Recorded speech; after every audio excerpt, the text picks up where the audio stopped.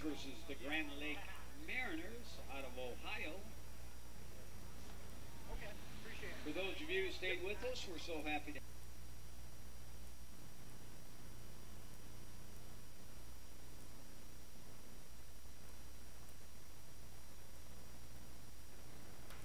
Hello and welcome back out to Muskegon, Ohio. Donovan Mann, the voice of the Grand Lake Mariners, getting ready to bring you Game 2 of this doubleheader between the Grand Lake Mariners and the Clippers of Muskegon. Well, the Muskegon Clippers took Game 1. Final score was 7-2, and of course that was only 7 innings. The second game should only go 7 innings as well.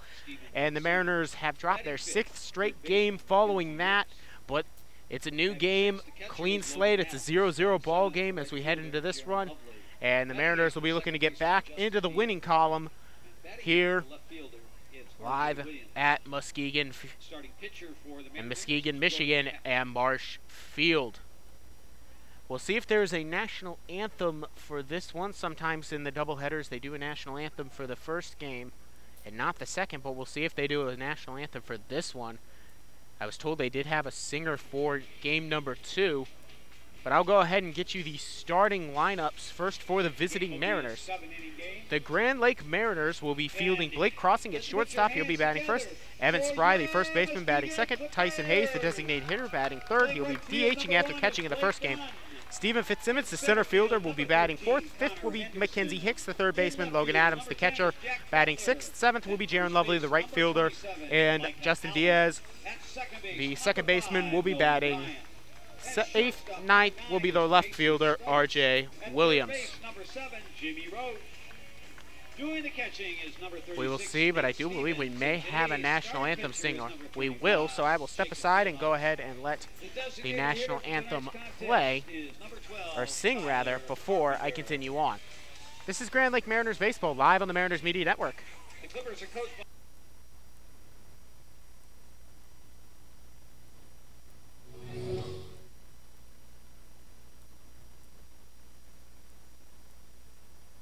remove your hats and face the American flag flying in right field for the singing of our national anthem, tonight performed by the team's massage therapist, of course, Katie Hedke.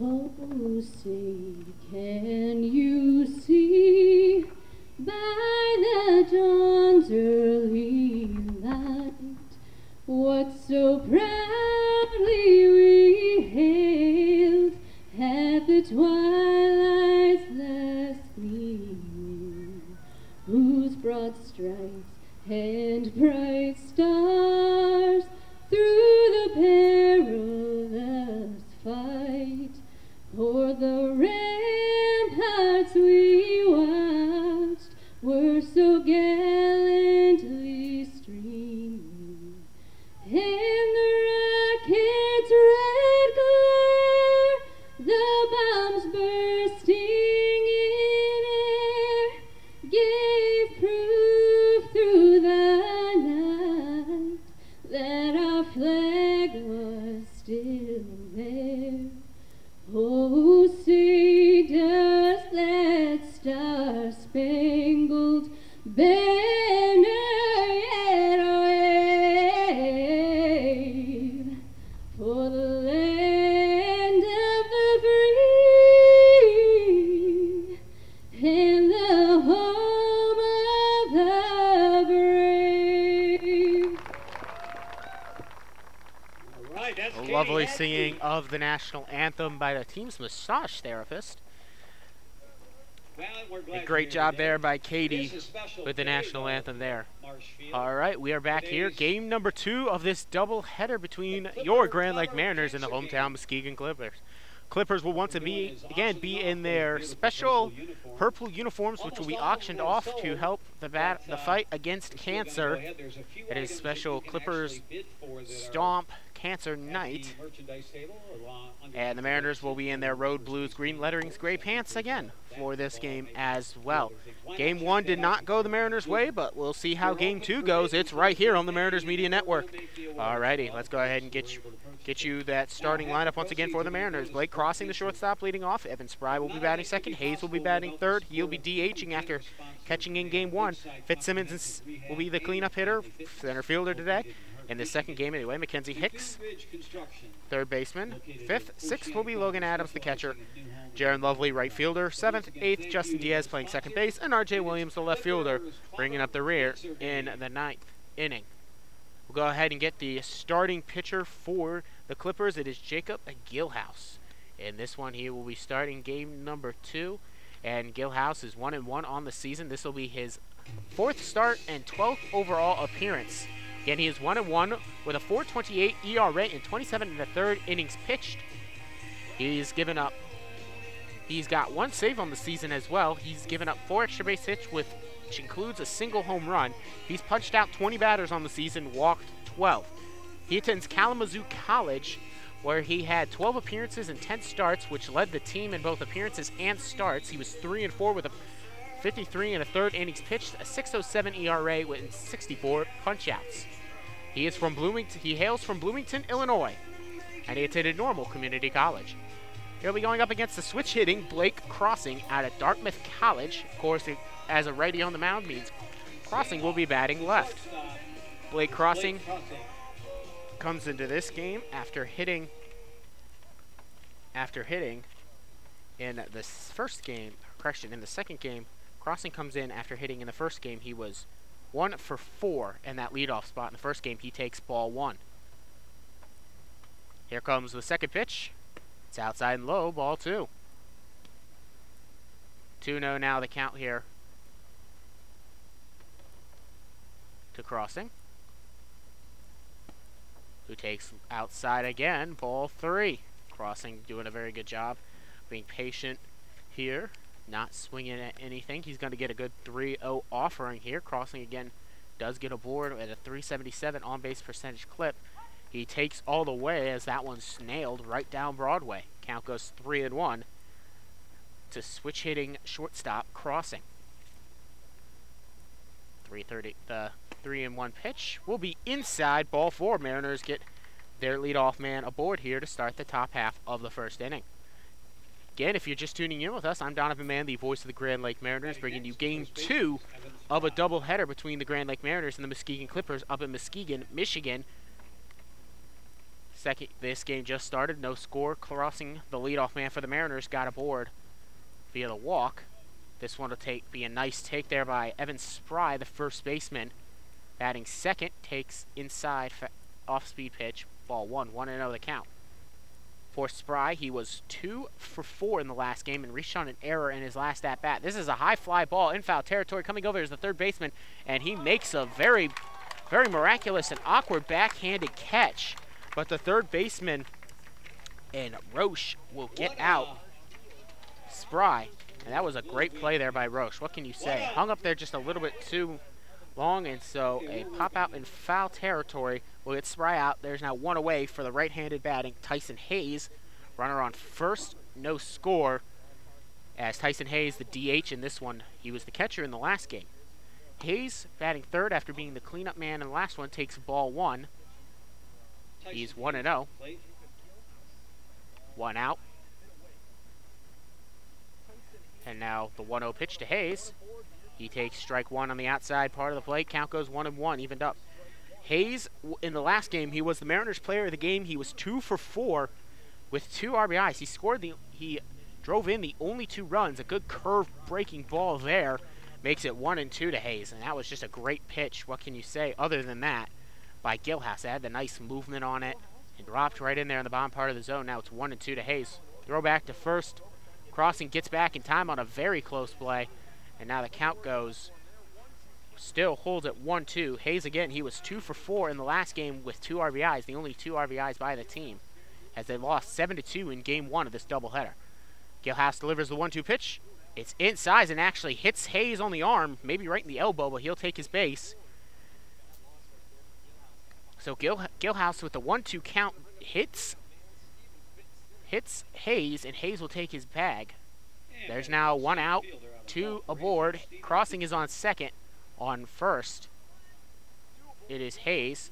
So only 1 out. Steven Fitzsimmons, who did the DHing in the last game, he was 0 for 2, was hit by a pitch in his first at-bat. He now comes in. He'll be batting cleanup and playing center field in this one. Great curveball there. Drops it in on the outside part of the plate. Strike one. 0-1 the count now to Fitzsimmons. Set that defense here behind Gilhouse here after this pitch. Check back to second, and the delivery. Swung on and missed by the man who attends Valparaiso, and is from Golden Valley, Minnesota. He's now 0-2 is Fitzsimmons. Jack Butler is out in left field. It'll be Connor Henderson in center, and Blake Dunn out in right. James Roche is on third base. Mason Stites is at shortstop. Nolan Bryant, the second baseman. Micah Allen, the first baseman, and it is Nathan Stevens doing the catching. Here comes the pitch. It is fouled off, a high fly and out of play. Good foul off there by Fitzsimmons just to stay alive. Again, already mentioned. He hails from Golden Valley, Minnesota, and attends Valparaiso. 0-2 is the count here to Fitzsimmons. 2 aboard, only 1 out. It is Mackenzie Hicks, as this is a high fly ball here by Fitzsimmons. It's going to hang up there, and the play will be made there by the center fielder and Connor Henderson. Tagging and going to third will be Blake Crossing. There's now 2 away, and the go-ahead run for the Mariners in the top of the first is 90 feet away. F8 there gets Fitzsimmons out, and that'll now bring up Mackenzie Hicks, third baseman. He steps in. Mackenzie Hicks started in third base in the last game, then got moved out to right as part of a whole change that came with Justin Diaz coming in. He got moved out to right field, but he started at third. He was no official at bat from him, as he had a sacrifice bunt and a couple of walks. Blown it by there, Hicks. And he'll go down. Blew it right by Hicks on that one. The count goes 0-1 here to Big Mac Mackenzie Hicks. Here comes the 0-1 pitch. Oh, wow, what a good breaking ball there. And the count now quickly goes 0-2, catching the outside part of the plate. Tell you what, Gilhouse has got some really sick and wicked pitches. And we'll see if Hicks can't work himself. He did have an 0-2 count. He worked full and got the walk. This one is low. And inside, blocked up nicely there by the catcher, Stevens. And the count goes to 1-2 now, as that's ball 1. 2 outs, runners at the corners. It's Hayes on first, Crossing on third. As the Mariners try to come back after dropping game 1. Again low and outside. And now sliding over is Stevens to make the play there to block that one up. 2-2 the count goes. Go ahead and get you that weather for the start of this one. In just a second. 2 balls, 2 strikes, 2 outs. Sun continues to set now, but it's still pretty warm. But there's finally a shadow casted over me. Kenzie Hicks foul tips this one just barely to stay alive. Count will hold it 2-2. But Hicks has done a lot better of a job of that lately, is staying alive in these counts and working them full. Something he struggled with at the beginning of the season, but now he's really starting to do it well. Again, he drew a walk after being down in a count 0-2 before.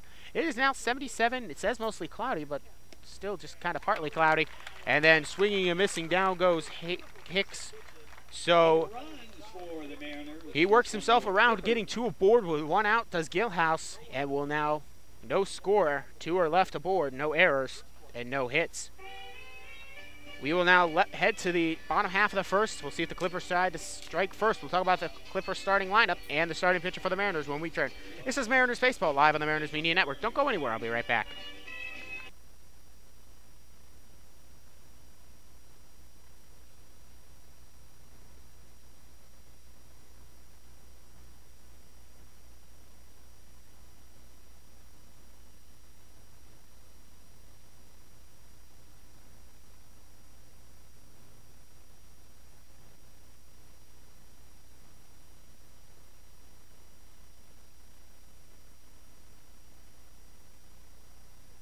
So the starting lineup for the Muskegon Clippers look like this. Jack Butler, the left fielder, will be leading off, followed by Connor Henderson, the center fielder, batting second. Third will be James Roche, the third baseman, Blake Dunn. The right fielder, batting cleanup, Micah Allen, the first baseman, batting fifth. Sixth will be the designated hitter, Tyler Carpenter. Nolan Bryant, the second baseman, batting seventh. Stites, the Mason Stites, will be batting eighth, playing shortstop, and then the catcher, Nathan Stevens, will be bringing up the rear. It'll be Jordan Peck, your starting pitcher for the Mariners in this one. This will be Peck's third start and 9th overall appearance. He is 3-0 on the season. He has a 2.07 ERA and 21 2/3 innings pitched. He's given up 4 extra base hits, which includes 2 home runs. He's at 20 punch-outs to 6 walks. He's getting his warm-up pitches here, and he's got a couple of wild ones, but that's what the warm-up pitches is, just kind of get his arm loose. Right, now we got it straight. It took a 10-year-old. We got Subway in the house at the party now, deck. Let's give them a now round we'll of see applause. if Wave. the Mariners can get behind Jordan Peck here and really get this one going. Again, Peck 3-0 on the season. We'll see if the Mariners can't keep him in the win column and get back in the win column as a team. Again, as I mentioned, they have dropped their last 6 straight, which is not something they're happy about. And certainly the 4-hour bus ride home would be a lot more pleasant if they could walk away with a win here. Out of Illinois State University is Jack Butler. So here comes Jack Butler, the Illinois State man, stepping in for his first at-bat in game number 2. He is from Bloomington, Illinois. Butler led off and played left field in game 1. He was 2 for 3 with an RBI on 2 doubles and a walk. He takes a big cut on and miss there as Peck blows it by him. Count goes 0-1. Here comes the 0-1 pitch. It'll be rolling down the third base line. Hicks will make a play and throw across the infield, and Butler will be retired as it's a great play and great dig out there by Spry. 5-3, 1 away. Connor Henderson, the center fielder, will now step in. Henderson did not play in the first game. He's a 6'1" switch hitting. Henderson, Western Michigan University.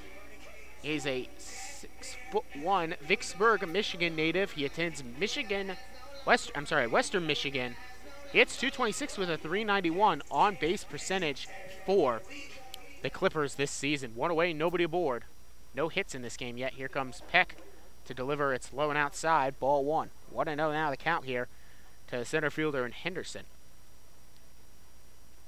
Listed as a switch hitter, but he's batting right here against the righty, so I don't know if that's correct or if it's a typo on my sheet. The 1-0 is fouled way back and out of play. The count goes 1-1, 1 out, nobody aboard. Henderson versus Jordan Peck. Jordan Peck has got some really good stuff. He's got a wicked fastball. Here comes the 1-1. It's high and inside. Count goes 2-1. But Peck, his primary issue has been kind of slowly getting into the games. He sometimes struggles in the first inning or two, but he's then, when he gets into the game, he turns it on and he throws a fast one past Henderson there. Now it's evened up at 2-2.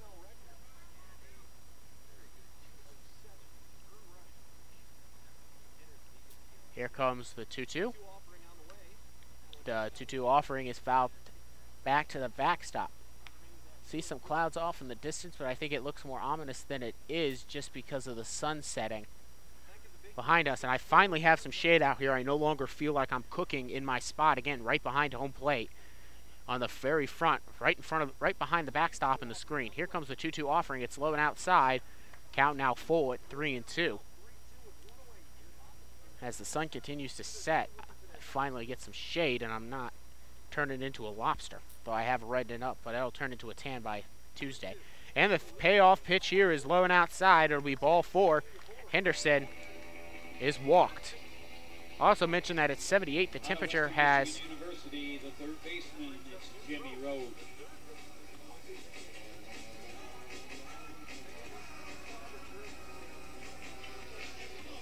And so with 1 aboard, 1 out, that'll bring up James Roche, the third baseman, stepping in for his first at-bat in game number 1.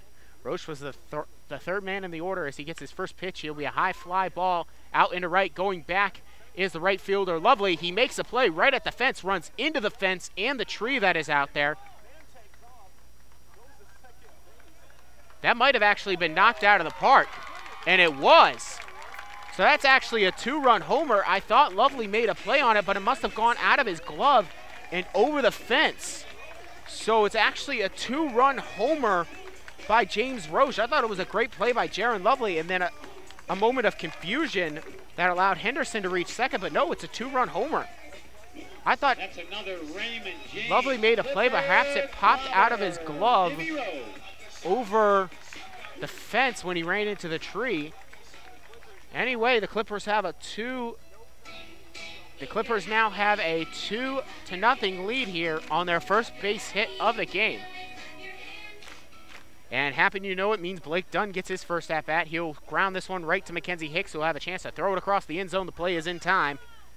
5-3, Dunn goes down, and they're now 2 away. Tell you what, I was very confused on that Jaron Lovely play. But I guess, because it did look like he had made a play out there, but I guess when he hit the wall not very tall, it popped out of his glove and over the fence. Anyway, that'll now bring up Micah Allen getting his first at-bat in this series, in this doubleheader. And the first baseman steps in with a 2-0 lead for his team. Here comes the pitch. It's low away, ball 1. Micah Allen came into today hitting .264 with a .326 on-base percentage. 1-0 pitch. He's also a pitcher for this team.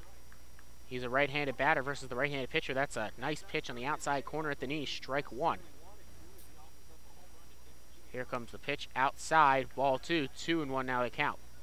Micah Allen hails from Cincinnati, Ohio. He attends Ashland, which is a Division II school. Here comes a 2-1 pitch. It'll be tapped here down the line towards Hicks, who scoops it up, throws it across the infield, and he will make the play just in time. A great play there, 5-3 on the throw and pick. They do add 2 on the home run by James Roche and no errors, no men left aboard. We are now heading to the top half of the second. Mariners trailing 2-0, live on the Mariners Media Network from Muskegon, Ohio. Don't go anywhere. I'll be right back.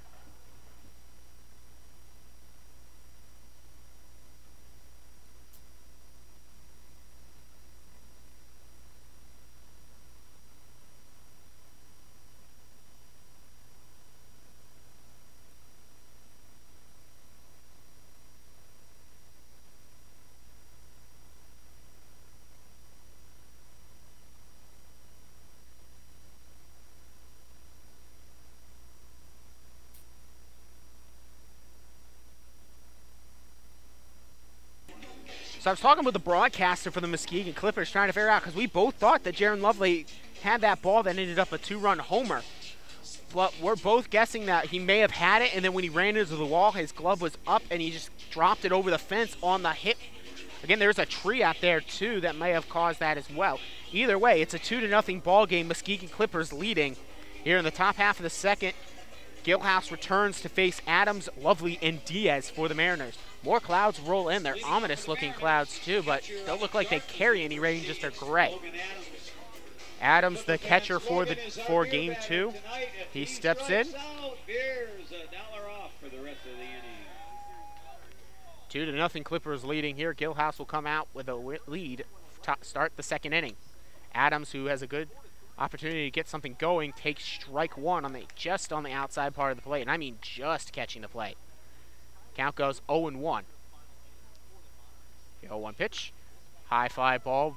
Not a lot of carry under it, though. It won't leave the infield. And incoming Micah Allen, the first baseman, to complete the play. Pops it up to the first baseman.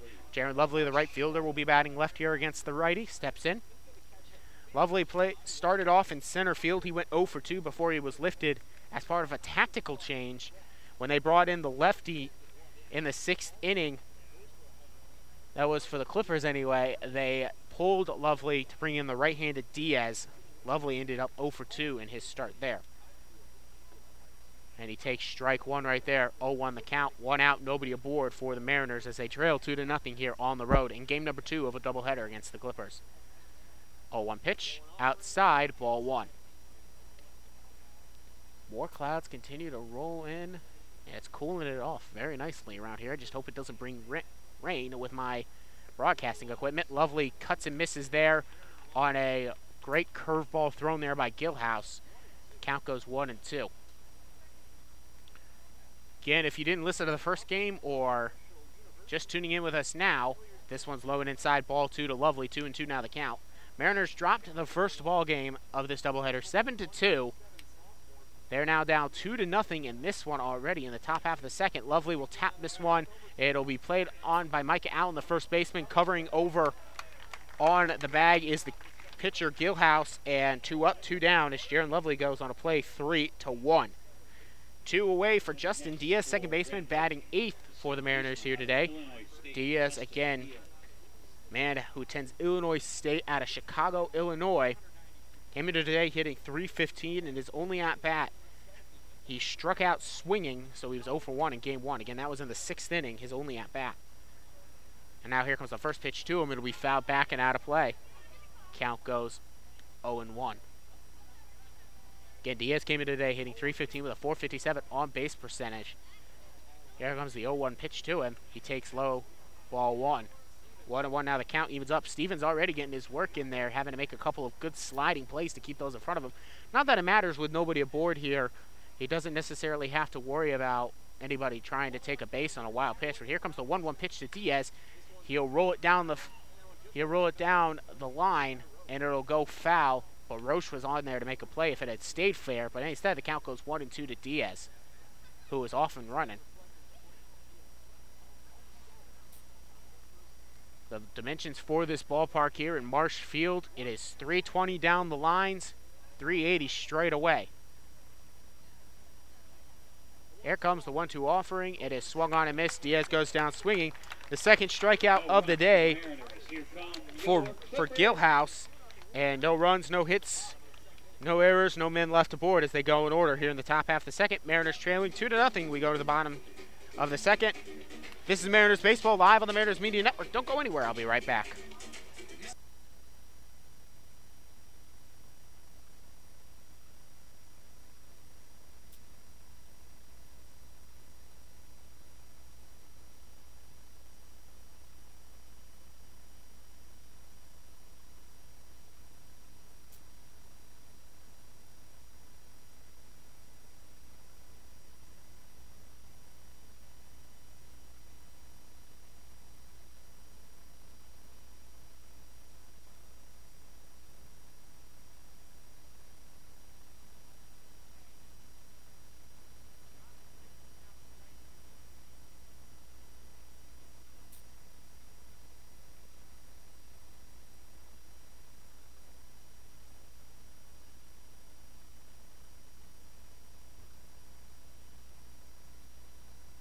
Jordan Peck returns out to the mound. The Mariners trailing 2-0 here as we go to the bottom half of the second. Defensive change to let you know about. Looks like Josh Riggs is going to go out into right field, so perhaps on that play where Jaron Lovely lost the ball over the fence, when he hit it, he may have dinged up something. He has been pulled after 1 inning of play. He got 1 at-bat as well. So Riggs is now going out to right field, the only change to let you know about. Peck returns out now. He'll go up against Tyler Carpenter, Nolan Bryant, and Mason Stites. And a 2-0 ball game in favor of the hometown Clippers. Here comes a lefty at the plate. A righty on the mound. It's fouled off there by Carpenter, DHing in Game 2. He played first base in Game number 1. He's 0-1 in the hole. Carpenter in the first game, he was 1 for 2 with a walk and a single. Here comes the 0-1 pitch to him. Low and inside. And I don't know if Carpenter got hit by it, but he's leaning over like he got hit. I don't think he did, so it's going to be ball 1. I don't know what's going on, but he leaned over like he might have gotten hit on the knee. And now they're going to ask the first base umpire. And the first base umpire says, I'm not buying it. So it'll just be a 1-1 count as opposed to a hit by pitch. 2-0 the score here in the bottom half of the second. Here comes the 1-1 pitch. Right there on the outside corner at the knees. Strike 2, 1-2. Peck is ahead of the leadoff man Carpenter for this inning. The 1-2 pitch. Missing outside, ball 2. Count evened up now at 2-2. The only hit in this ball game was a 2-run homer by Roche off. Here comes the 2-2 pitch. It's swung on and missed. Peck will get his first strikeout of the game, and it comes on Tyler Carpenter. There's 1 away. That brings up Nolan Bryant, the second baseman, coming back up for his first at-bat in game number 2. Nolan Bryant, he was 2 for 2 in the previous game, had a double and a single. He was caught trying to steal in the 4th inning on a great throw by Tyson Hayes. And had a sacrifice bunt in the 6th. He cuts and misses on the first pitch, strike 1, 0-1 on Peck's 15th pitch of the game. Davenport University. Here comes the 0-1 pitch. It's low and outside. Ball 1. 1-1. The count evens up. Again with Nolan Bryant stepping in. He looks at an outside ball. 2-1. Bryant hitting .244 coming into this game. That does not include his stats from the last game. From Rockford, Michigan, he attends Davenport. He stands at 5'7", which is the shortest player on the game and the shortest player maybe in the league. That one bouncing, fouled off to the screen right in front of me. A little bit high. I lost track of that one, but I surely knew it as soon as the net started vibrating in front of me. Anyway, it's a 2-2 count to Bryant. Nothing's going to make me flinch here. I've had a couple head right towards me. This is a high fly ball. It'll go foul territory. R.J. Williams comes in right on the line. Could have been foul, could have been fair, doesn't matter. R.J. Williams makes the play, 2 up, 2 down. Because, I mean, R.J. Williams was straddling the line when he made that catch. But it's still a 2-0 ball game. Clippers on top. Stites, the shortstop, will step in, get his first at-bat in game number 1. He did bat in game number 2, correction. He had bat in game number 1. He was 0 for 2 with a walk and a couple of strikeouts, both of which were looking. Here, with 2 outs, nobody aboard, he takes missing just a little bit off the plate, ball 1.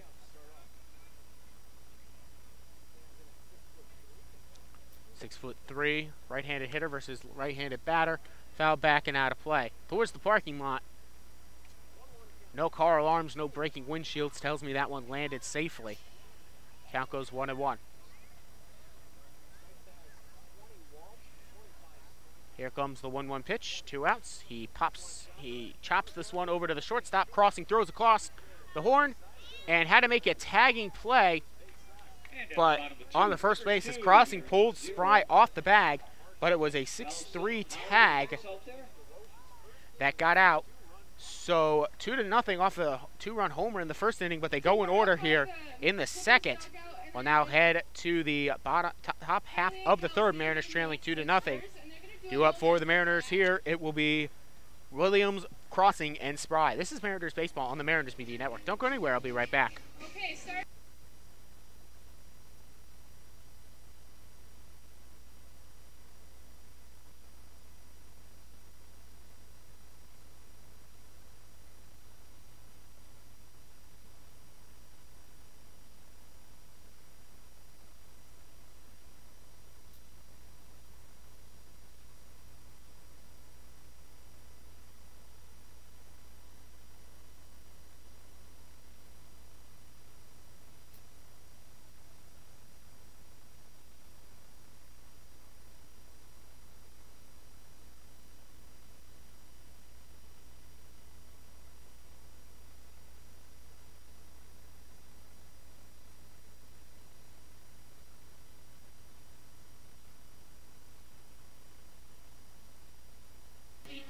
Welcome back out to Muskegon, Michigan. Marsh Field, the location for the second game of a doubleheader here between the Grand Lake Mariners and the Clippers of Muskegon.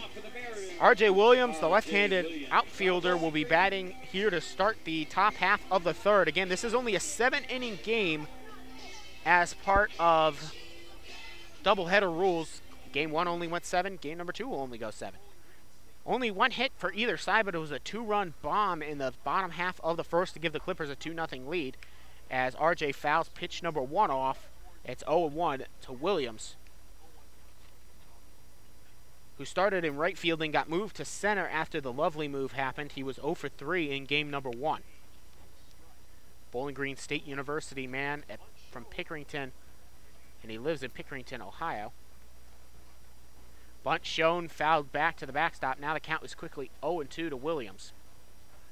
Again, Williams and Crossing, where the first 2 batters due up, are players that can both make that bunt work, especially when they're batting from the left-handed side. 0-2 pitch is outside, ball one. 1-2 the count.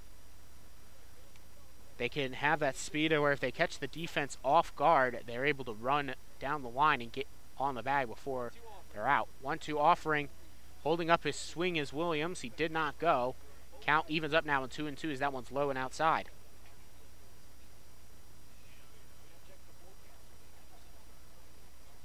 Saying only a 10% chance of rain, but the clouds would say differently. Here comes a pitch, and it's fouled off there nicely by Williams to stay alive. Man who came into today with a good on-base percentage of .352 after only hitting .222. And that's, of course, coming into today, not including stats from doubleheader game 1. Here comes the 2-2 off-speed pitch. Is just a bit outside on a good...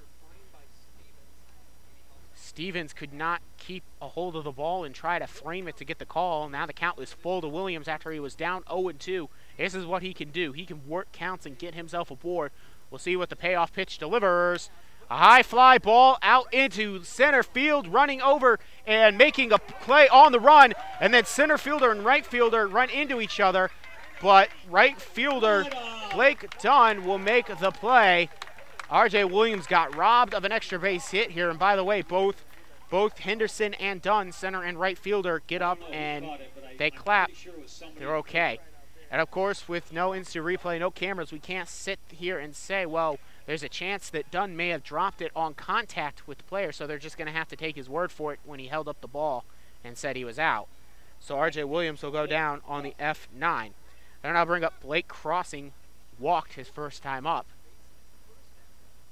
And again, that was after in 4 at-bats in the last game as he rockets this one on a line drive, base hit dropping into left field. So a single there for Crossing. It'll be his first base hit in game number 1 and second in the doubleheader as he was 1 for 4. He is now 2 for 5, or correction, 2 for 6 in this series on the doubleheader with a walk. That'll now bring up Evan Spry, 1 out, runner aboard. Evan Spry popped out in foul territory to the third baseman. His only time up, he's 0 for 1. Pitch to him is low, ball 1.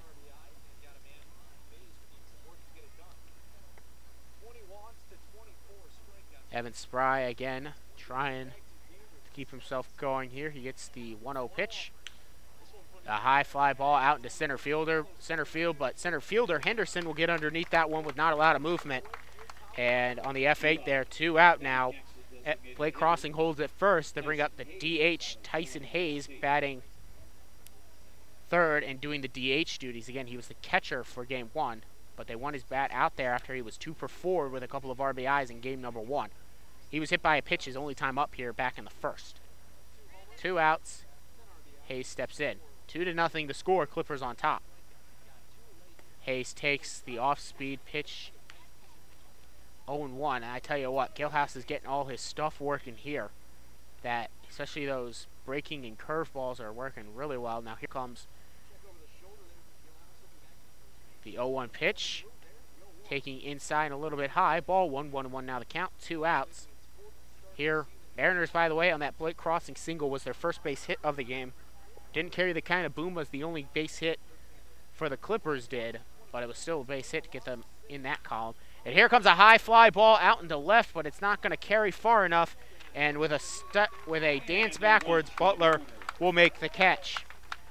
So the 1 base hit turns into no runs and leaving Crossing aboard, no errors either.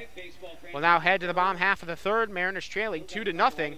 And for the Mariners, or for the Clippers, it is Nathan Stevens, Jack Butler, and Connor Henderson due up. This is Mariners Baseball live on the Mariners Media Network. Don't go anywhere. I'll be right back.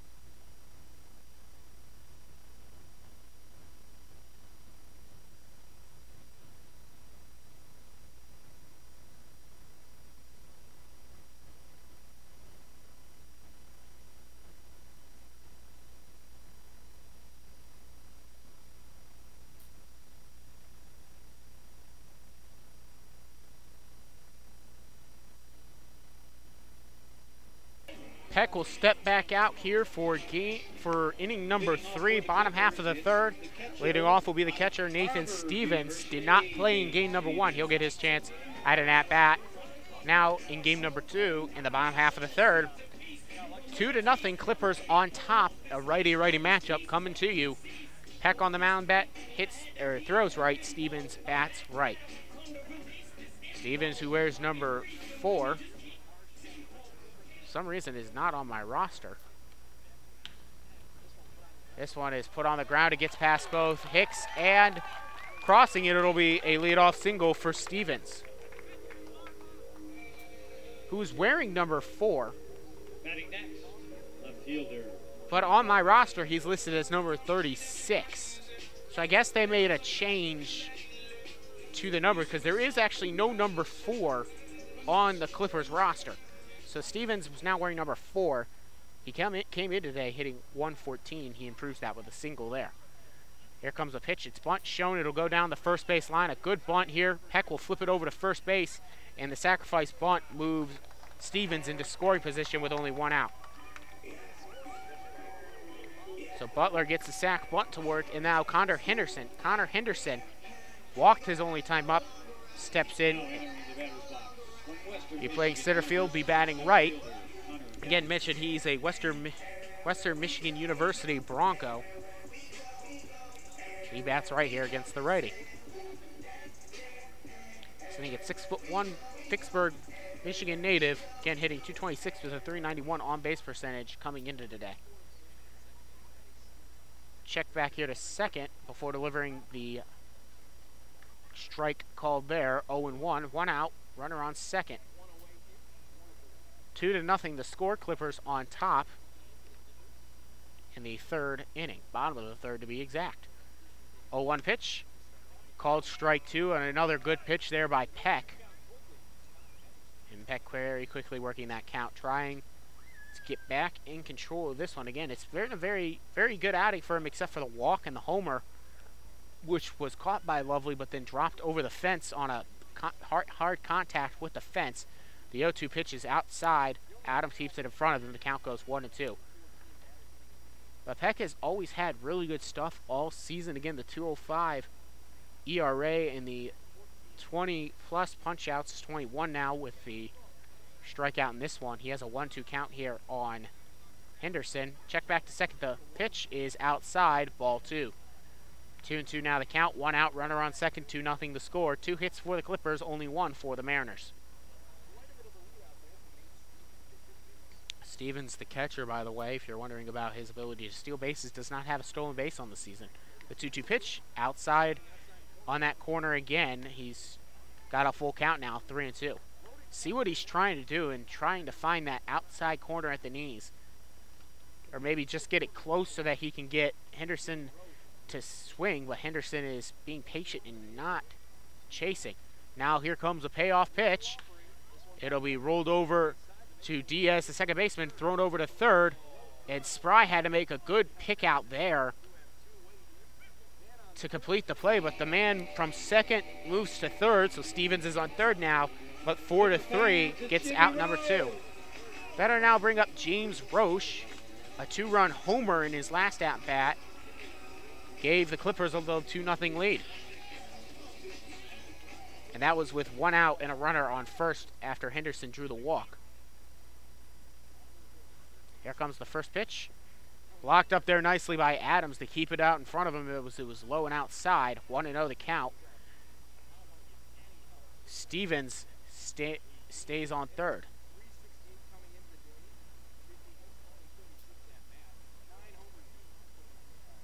Check back to third of the 1-0 pitch. Right there on the high corner of the outside part of the plate. Strike 1. 1-1 now the count here.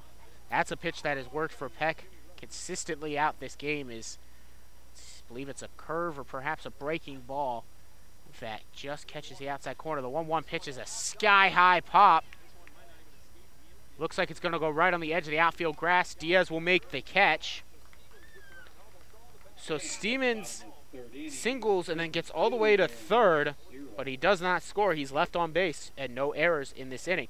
Now head to the top half of the 4th. Mariners trailing 2-0 here in Muskegon, Ohio. Due up for your Mariners. It's Stephen Fitzsimmons, Mackenzie Hicks, and Logan Adams. Don't go anywhere. This is Mariners Baseball on the Mariners Media Network.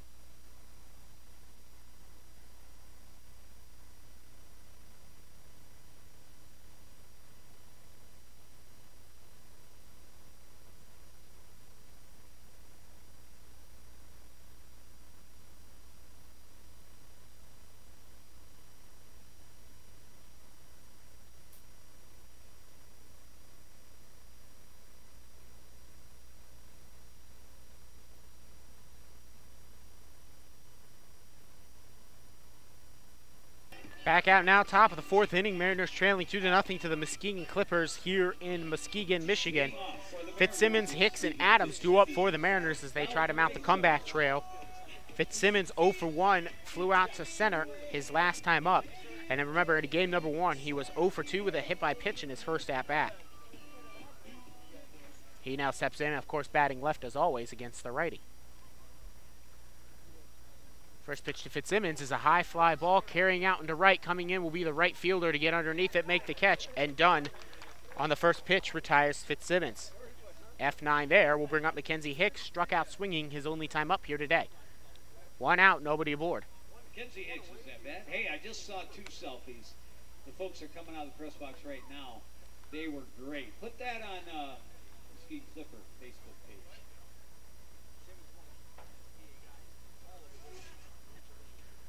Hicks comes into this day.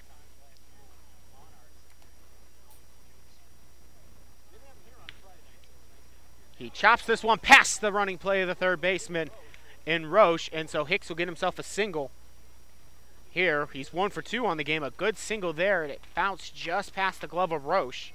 That'll be Hicks' first base hit of the series and the 3rd time he's gotten aboard in this doubleheader. The lights are now out with the dark clouds rolling in and covering up the rest of the sun that there was. So the lights are now on here at 7:27. 1 out, runner on first for Adams, the catcher. He popped out and popped out to the first baseman his last time up. Takes low and outside, ball 1.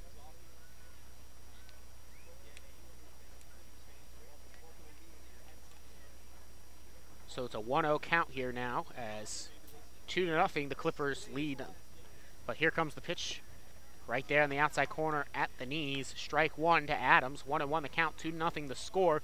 2 hits apiece for either team. The 2 runs for the Clippers coming on a 2-run blast back in the first.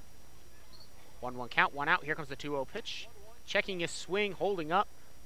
That one just missing off the plate. They will appeal. Did not look like they go, but it's the catcher's job really on anything to appeal at this point. But anyway, the count goes 2-1 to the 0 for 1 man on the game in Adams. 2-1 pitch will be chopped to third, flipped over to second for 1, back to first for 2, pulls him off the bag. And so Adams will get aboard on a fielder's choice. 6-4 the play that got out the leadoff, the leading runner in Hicks. But the throw from the second baseman and Bryant pulled him off the bag. So now bring up Joshua Riggs, getting his first at-bat after he replaced Jaron Lovely defensively.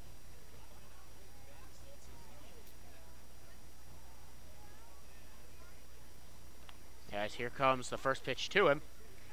Bouncing out in front of the plate, it'll allow Adams to run down to second on the wild pitch. So Adams is now in scoring position on the wild pitch there by Gilhouse, the starting righty. Josh Riggs, by the way, he played left field in the last game. He was 0 for 2 and was hit by a pitch in the second. 6'5", Irons, Michigan native.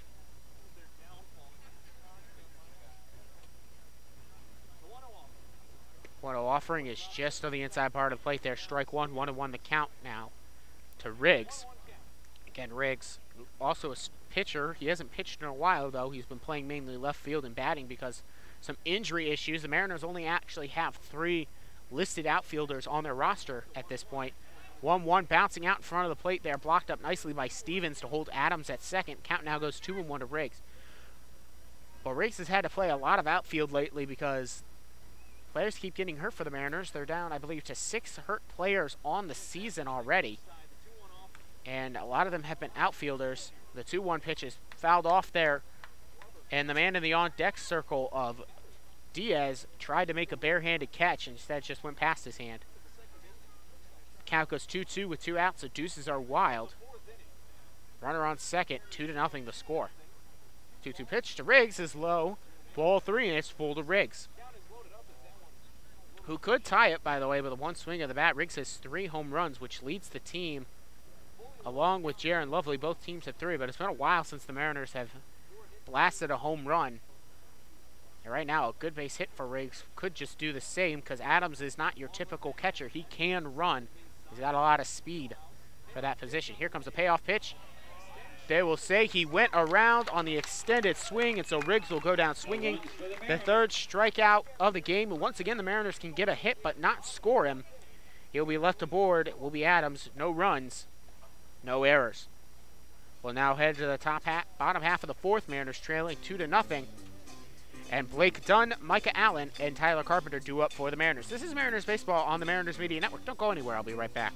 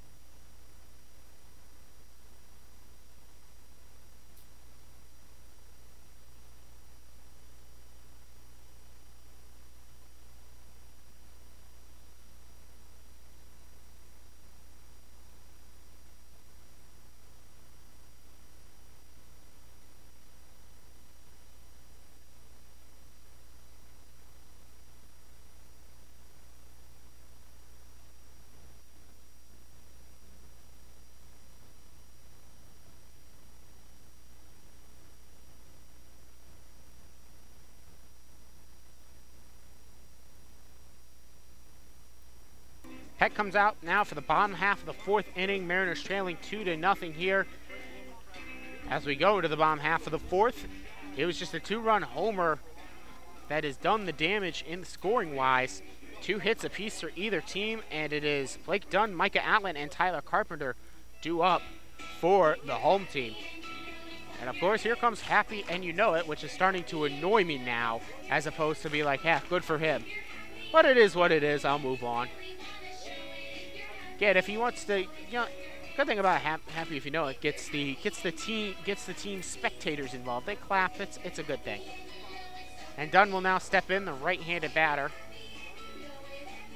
going up against the right-handed pitcher. Again, Dunn 0 for 1, grounded out to third baseman, his only time up.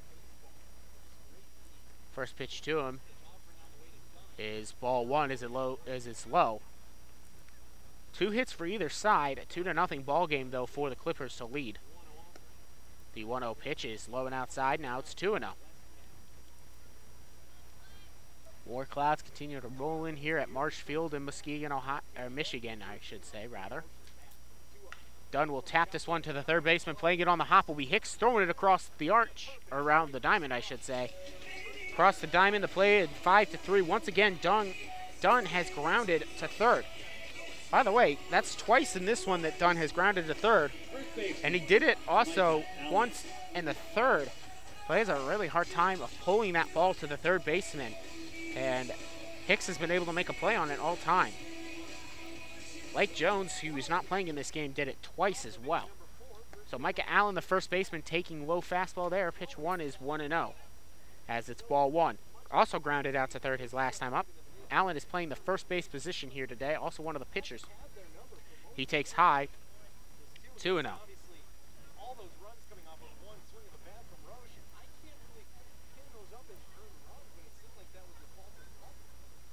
Here comes the 2-0 pitch. Grounded over to third. Hicks tried to make a jumping play there. It'll stay fair, and Micah Allen will have himself a single. We'll see if they rule this an error, but we'll see, because some people say, well, if it hits the glove, it will be an error, but they will rule it a hit, which I would rule it as well, just because that was going to be a tough play for Hicks to make anyway. And they decide to award the base hit to Micah Allen. He's now 1 for 2. He hits a board with 1 out. For Tyler Carpenter, struck out swinging his only time up in game number 2. He's 0 for 2. And Peck gathers. It's a left-handed batter versus right-handed pitcher. Good pitch right there. Count goes 0-1. It's a great pitch on the inside corner at the belt. It's an 0-1 count. Check back to second by Peck. And the 0-1 delivery. Way outside, and great play there by Adams to keep that one in front of him on the catch. Our count goes 1-1 with a 1 out. Runner holds it first, and Micah Allen. Micah Allen doesn't have any stolen bases on the season. And here comes the 1-1 pitch. It's a high fly ball, but it's not going to go very deep. Running in will be the center fielder, and it'll drop for a base hit. Wow, that one hung up in the air and possibly actually should have been a play there for crossing to make instead, as center fielder Fitzsimmons would have had a long way to run to get to that one. It'll drop for a base hit, though, and Carpenter will get to 1-2 now. Really, I feel like crossing should have gone out for that one, but it'll drop for a base hit, and that'll be the back-to-back singles with 1 out for the Clippers to bring up Nolan Bryant. Flew out to left his only time up. He's 0 for 1. By the way, for Bryant, he does have 21 RBIs, so not a bad person to have for the Clippers as he sky-highs this one into foul territory. Hicks is running over to try to make a play on it. He lost it in midair, though, and it lands a little bit off of him, so the count just goes 0-1.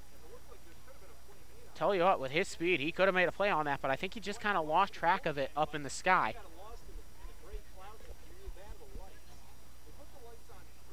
So the count goes 0-1 here.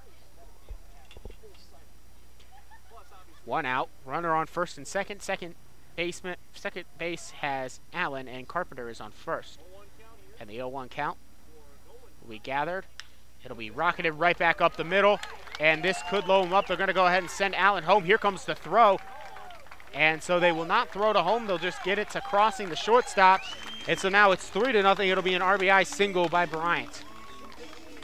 Probably the better play there for Fitzsimmons. And now it's 3-0. Clippers on top. Batting next, not a Butler, the shortstop is Mason Stites. That'll bring up Mason Stites, the shortstop. He grounded out. He grounded to Blake Crossing, who then had to throw it across, pulled Spry off the bag, but Spry was able to make the tag. And so he's 0 for 1 as Stites. 1 out, runner on first and second. Butler is in scoring position. Carpenter, correction, is scoring position. Bryant is on first. Pitch 1 is low, ball 1. So 1-0 the count here. 3-0 game in favor of the Clippers at home. 1 out here in the bottom half of the 4th. 1-0 pitch. Catching the outside corner at the knee. Strike 1. Count evens up now at 1-1.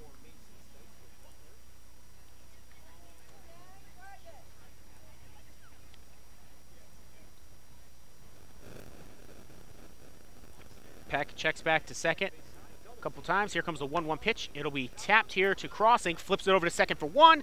Back to first for 2. It's a 6-4-3 ending inning double play. So 6-4-3. And they do pick up 1 run on 3 hits. 1 man left aboard and no errors in this inning. This is Mariners Baseball live on the Mariners Media Network. Mariners trailing 3-0 as we head to the top half of the 5th. Thank you for listening to Mariners Baseball. I'll be right back.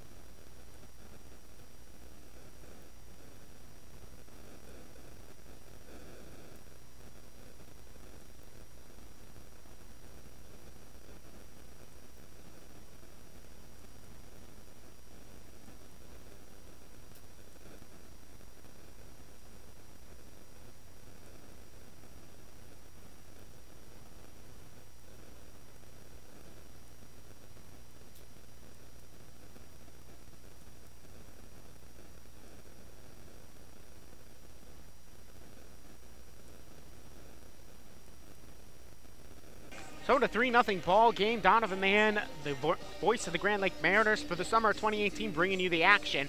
Clippers, unfortunately, are the party on top, but Mariners have a couple of chances now to get back on top and break this 6-game skid that they are currently in.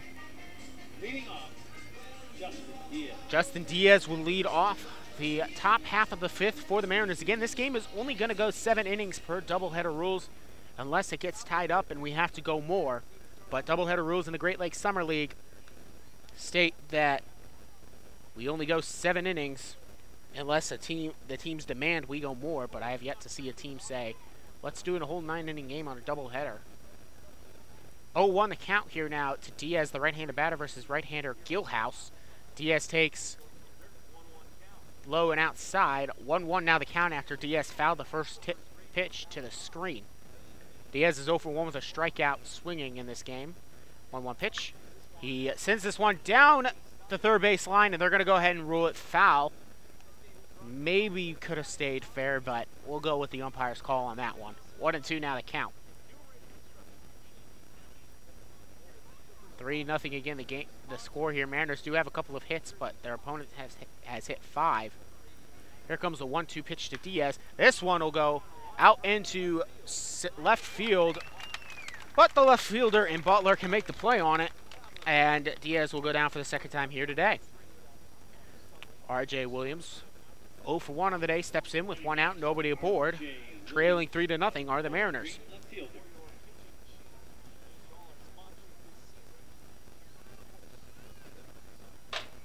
Williams, the man from who attends Bowling Green State University, had 39 appearances and 22 starts for the Falcons. He had 288 with 3 RBIs and a 391 on-base percentage, a couple of doubles to his name as well.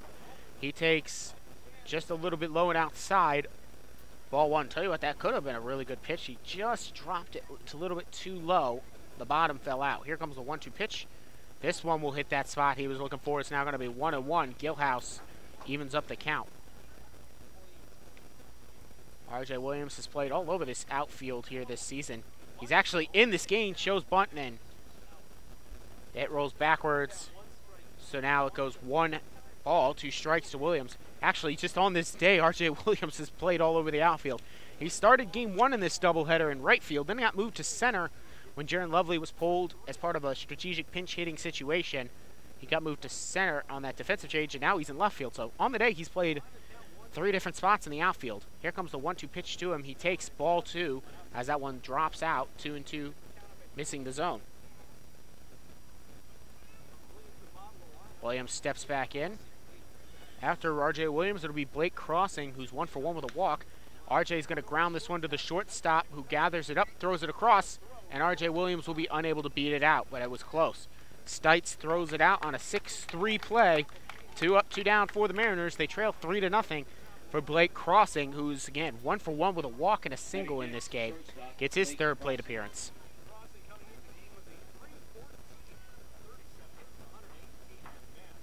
Crossing going to try to get things rolling for the Mariners here in the top half of the 5th.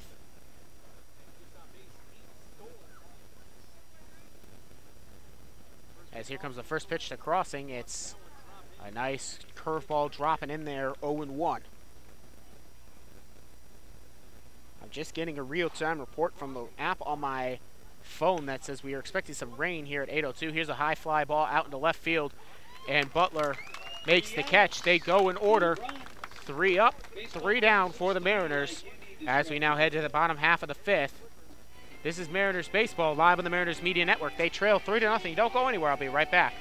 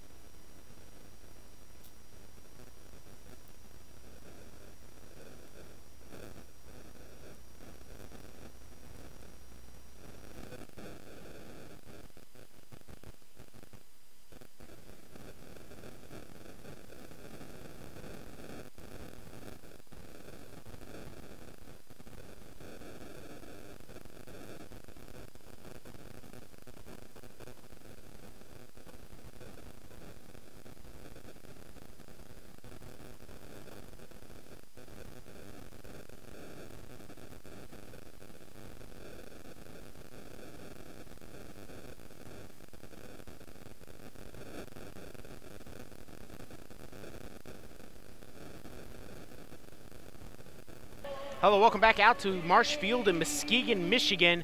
Mariners trailing 3-0 here as we head to the bottom half of the fifth of what will be a 7-inning game. It's not been favorable road trip here for the Mariners in this one, as they dropped game one 7-2. Still a chance though in this one to try to come back and even up this doubleheader and walk away with at least one victory. And Nathan Stevens will now step in, the catcher. Strike one delivered there from Peck, who returns to the mound. There is somebody up and throwing. I believe it is Bradley Calhoun, and it is number 3, Bradley Calhoun, warming up in the bullpen for the Mariners. This one missing low, ball 1. 1-1 now. The count evens up to Nathan Stevens. Had a single his first time up. 1-1 pitch. Right down the outside part of the plate. Good pitch there by Peck, 1-2. Stevens again hitting number 9. Already has a single which led off the third inning, trying to get his second time aboard. But here comes the 1-2 pitch from Peck. Just a little bit low, blocked up there by Adams. Count goes even now at 2-2.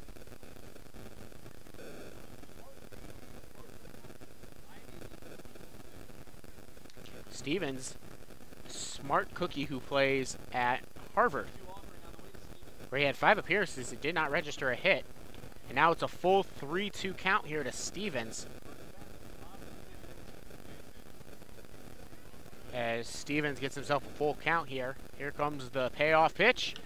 High fly ball. It's not going to carry very far as R.J. Williams runs in and is able to make the catch. He had to call off Blake Crossing at the last minute to tell him that I got this one, as Blake Crossing ducked out of the way very quickly.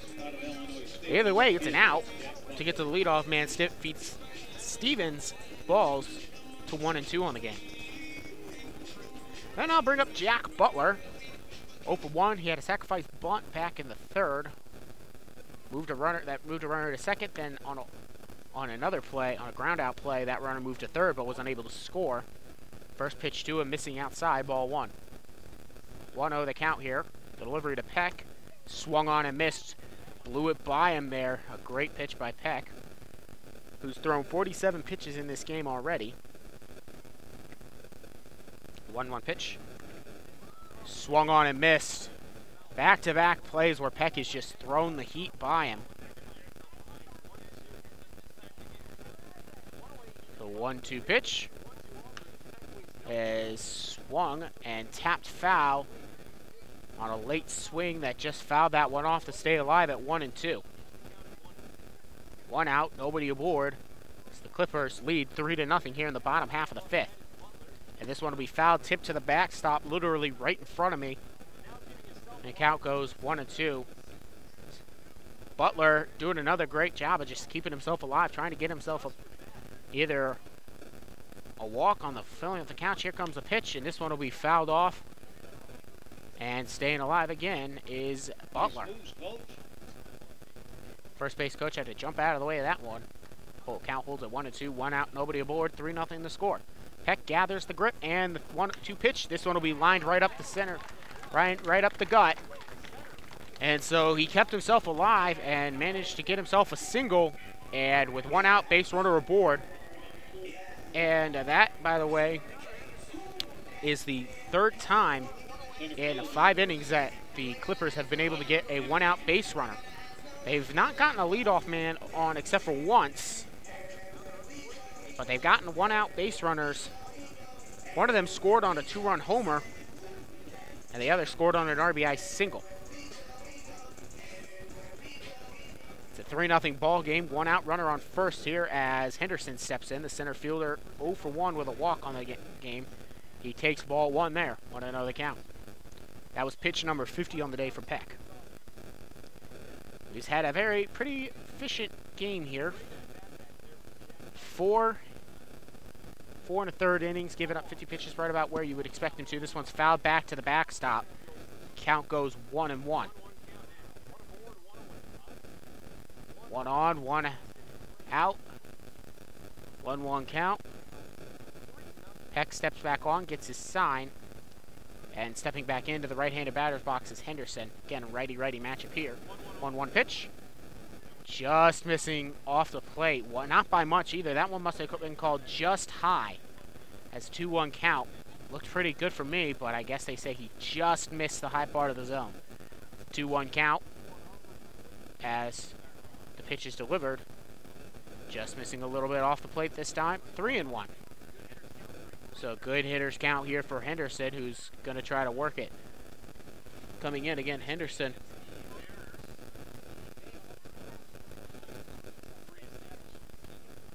Three-one pitch. Will be fouled off to the screen, just catching the top of the screen. So 3-2 now. The count is full to Connor Henderson. Clippers step back in. Clippers batter, I should say. Henderson steps back in. He's got a 3-2 payoff pitch coming. And Peck delivers. Low. Ball 4. So a one-out single followed up by a one-out walk brings up James Roche. He is 1 for 2 on the day with a 2-run homer. Back in the first. That got the scoring started. And James Roche, 2-run homer that may or may not, still not sure on the play out there. I'll have to ask someone later. May or may not have been caught by Lovely, and then when he hit the wall, they said it went over the wall and was a homer. I think that may have been what happened. And the guy in the booth believes it. The guy on press row here agrees with me. First pitch here is low. Ball 1. Calhoun, by the way, has sat down. We don't see him throwing in the bullpen anymore. Runner on first and second, 1 out. Good ground ball here for Peck, right to shortstop, or the second baseman would be Lovely. This one fired off outside, 2-0. Just missing outside. Count goes 2-0, 1 out. Runner on first and second, 3-0 to score. Clippers on top. James Roche coming into this game, or this day, had a .359 batting average. He smokes this one over to crossing, goes over to second for 1, back to first for 2. It was a high throw there by Diaz, but Spry lands back on the base. It's a 6-4-3 inning double play. Back-to-back innings where it's been a 6-4-3 double play that gets the Mariners out of the inning. We'll head to the top half of the 6th. Mariners trailing 3-0. For the Mariners, due up, it will be Evan Spry, Tyson Hayes, and Steven Fitzsimmons. Don't go anywhere. You're listening to Mariners Baseball on the Mariners Media Network. I'll be right back.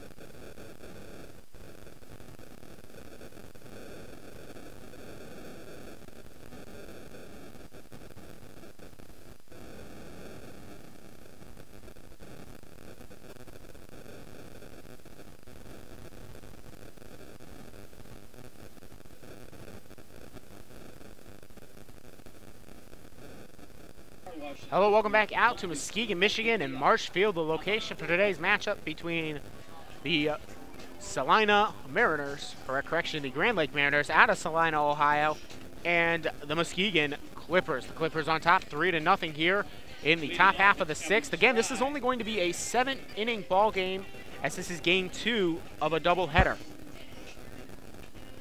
Out comes Gilhouse, only thrown 51 pitches in this game. We'll see if they go ahead and let him do a complete game if he gets out of this inning without too much of a snag. Spry will lead it off for the Mariners. He takes strike 1 on the inside corner at the high part of the plate. 0-1 the count here to Spry, who takes and fouls this one off. He just swung at it late and it goes down the left field line. Count quickly 0-2 to Spry, who's popped out in foul territory at third baseman and flown out to center his 2 times up today. He's 0 for 2 in this game. He takes outside. Ball 1. They were trying to see. That was the kind of the gimme, maybe he'll chase pitch, but more likely he'll just take, and he did take. 1-2 the count. Spry will ground this one right to the second baseman, And Bryant, who throws it over to first, 4-3. Spry's retired for the third time in this game. Tyson Hayes, 0 for 1, was hit by a pitch in his first at-bat in this series, or in this game, I should say. He's the DH after he started at catcher. He was starting catcher in the first game. He flew out to left his only time up. In game number 1, he was 2 for 4 with 2 RBIs, the only 2 runs batted in for that game. First pitch drops in there in the zone on the outside part at the corner, 0-1. It was a great pitch there by Gilhouse. He's kind of been cruising in this one. The 0-1 pitch is low and outside and got away from the catcher, Stevens. Count evens up at 1-1 with nobody aboard. No need to chase for Stevens. He just lets it go to the backstop, so somebody else will grab that. And here's a high fly ball from Hayes into left field. It will drop foul. That one carried up there. Didn't go too far foul, but Butler was unable to make a play on it. So it's now 1-2 here to the designated hitter in Hayes. Got a report that said it's going to rain here possibly in about 5 minutes. If that is the case, I've got trash bags to cover my electrical equipment here. But hopefully it just all stays away and just continues to bring a nice breeze and blocks up the sun. And the 1-2 pitch there to Hayes will be thrown across the horn, and Hayes will be retired after that one went over to the third base. He tapped it to third baseman Roche. 5-3 the play there. 2 up, 2 down. Mariners trailing 3-0 here on Muskegon, Ohio. And Stephen Fitzsimmons, 0 for 2 on the day, flown out to center and right. Steps in batting left here, of course. He DH'd in game 1, and now the center fielder gets his third at-bat in this game and his 6th in the series. He is 0 for 5 with a hit by pitch, and he fouls this one off towards the third base dugout and out of play. Count goes 0-1. To the Valparaiso man, who had 16 appearances and 3 starts with a 174 batting average, 1 RBI, and 345 for Valparaiso this past spring. That was his sophomore season. Off-speed pitch missing outside there. Ball 1. 1-1 now. The count evens up here. 1-1 pitch. Inside, actually, I believe hit Fitzsimmons, and it did. So Stephen Fitzsimmons gets hit by a pitch for the 2nd time in this doubleheader, and now he takes his bag. That will now bring up the third baseman, Mackenzie Hicks. He is 1 for 2 with a single in his last at-bat. We'll see what Big Mac has to deliver here.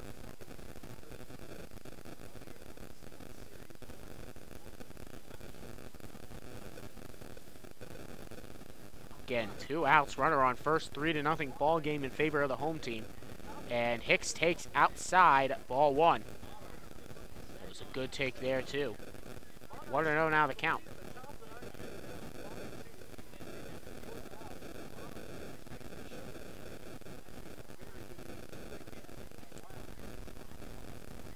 Here comes the throw. The runner goes. Throw is not in time, as looks like Fitzsimmons will get himself a stolen base. Tell you what, my view for second base was blocked up by both the umpire and the pitcher, as well as the shortstop, but looks like a stolen base for Fitzsimmons, which, by the way, for Fitzsimmons, that's his 6th on the season. So 1-0 count here to Hicks, and a runner in scoring position. 3-0 ball game. Here comes the pitch to Hicks. It's low. Ball 2. 2-0 now the count. 2 outs. Runner in scoring position is Fitzsimmons. Hicks can swing it out of here. His first at-bat was a home run. That one was down in Hamilton, and he knocked it out of the ballpark. As that is now 2-1, as that one missing. That one catching the plate there. Strike 1. By the way, in that first at-bat where I said he knocked it out was in Hamilton, Ohio, and he had to be in tennis shoes because they have something going on with their field and something with the warranty down there in Hamilton. A lot of business where they couldn't wear their metal spikes, and they told the team tennis shoes are molded cleats. Gilhouse's pitch is in the dirt. That'll actually be ball 4, as there was a ball missing from the scoreboard. So hit by pitch, stolen base to Fitzsimmons, and now a walk for Hicks. There's 2 aboard with 2 outs. Logan Adams, the catcher, Grounded into a fielder's choice his last time up, then reached second on a wild pitch. Popped out to the first baseman his last time up. Now we're going to have a meeting on the mound here between an assistant coach and the catcher, Stevens, with, of course, the pitcher in Gilhouse. 2 outs, runner on first and second again. There was no really need to worry about Gilhouse. He was having himself a pretty good inning, pretty good game all in all. It looked like he could have gone the distance, and now all of a sudden he's struggling here in the top half of the 6th. Somebody up and throwing in the bullpen. I think it is Brett Nearing, the brother of Brendan Nearing, who we saw in game number 1. If I am correct and no numbers have been changed, and I do see number 21, so no number changes means that is Brett Nearing we might see in this one. I do feel some raindrops as well. 2 outs for right-handed batter Logan Adams. The first pitch to him is outside, ball 1. And of course, the last thing Gilhouse wants to do is get them loaded here with 2 outs. And of course, with the power hitter in Riggs, no Mariner has hit a grand slam yet this season. Riggs could be the guy to do it with a good solid whack. But first, Adams, who takes ball 2, low and in the dirt, 2-0. Can't get ahead of ourselves here. 2-0 count, 2 outs. Adams, with a runner on first and second, steps in batting right. He has that 2-0 count. Breeze has kind of shifted. It was going from left to right. Now it's right to left. The 2-1 just inside. 3-0 quickly here. Adams has gotten himself a good hitter's count. Again, the wind was going from left to right. Now it's kind of going right to left with a little bit of a straight cross. Here comes Adams' 3-0 pitch. He takes all the way. It's right down to high corner. Good pitcher's call. 3-1. Logan Adams with a .321 hitting percentage, I believe, currently leads the team for the Mariners. 3-1 pitch is a high fly ball, and this should get the Clippers out of the inning as the center fielder and Henderson comes underneath it and does complete the catch. No runs for the So they leave 2 aboard after they get them aboard via a hit by pitch and a walk, no errors, no hits, and no runs scored. We'll head to the bottom half of the 6th. As the Mariners trail 3-0 here in Muskegon. Due up is Blake Dunn, Micah Allen, and Tyler Carpenter for the Clippers. Thank you for listening to Mariners Baseball on the Mariners Media Network. Don't go anywhere. I'll be right back.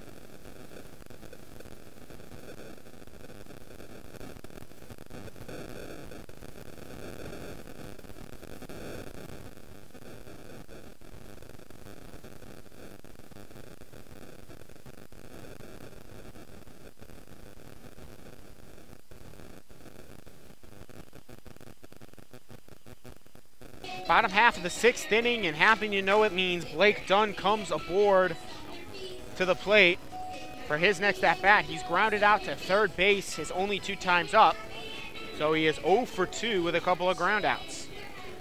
He'll be followed up by Micah Allen and Tyler Carpenter here in the bottom half of the 6th. Peck returns to the mound to try to look like what will be a complete game unless the Mariners can get something in the top half of the 7th to tie it and or take the lead. First pitch to Dunn is ball 1. 1-0 now the count. High and away, ball 2.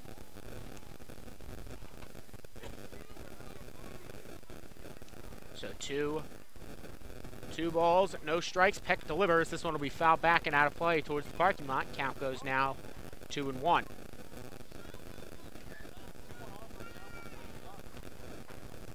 Dunn now has a 2-1 count after fouling that pitch off. 3-0. Clippers on top here. They've done it on 6 pitches, or 6 hits. Strike 2. Great pitch there by Peck. Count goes now 2-2 to the leadoff hitter Dunn. And it's also, by the way, 2 hits for the Mariners. Just the bats have fallen asleep in game 2 of this doubleheader. And a check swing just fouled there off of it. Dunn was holding up, but it's just one of those where it goes off. Doesn't matter with a 2-2 count. It's going to hold it 2-2.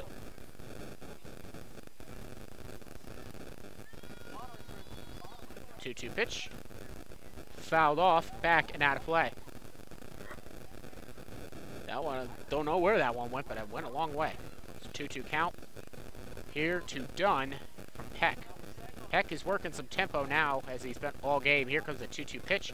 Dunn will swing this one. It'll get past the glove there, a crossing, and it should be a leadoff single there for Blake Dunn. And they will rule the hit. Blake Dunn will get his first base hit of this game.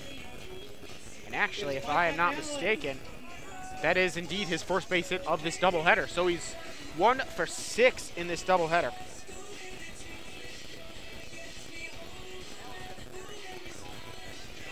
So 3-0, a leadoff single for Blake Dunn.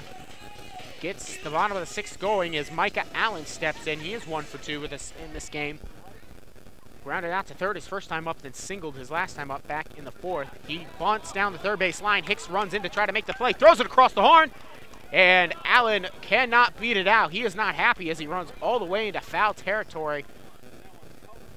That does advance Dunn to second. 5-3 on the sac bunt there. Coming up, Tyler Carpenter now. He is 1 for 2, struck out in the 2nd and singled in the 4th with a runner in scoring position in Dunn, who, by the way, for Dunn, he does have 18 stolen bases on the season, so which leads the team in that category, so he can run. And this will be a high fly ball out into center field. It'll go back, land in a tree, and get out of here. 2-run homer by Tyler Carpenter, and it is now a 5-0 ball game. Mariners trailing here on the road. I mean, off the bat, that one looked like it was going to be dangerous. There's a tree out there in right center, and it right up against the fence, and it's a nice long tree. It cleared that tree. It's a low tree, but it's a wide tree, and it just cleared it. So with 1 out, 5-0 ball game. That'll bring up Nolan Bryant with nobody aboard. He had an RBI single back in the 4th. Flew out to left in the 2nd.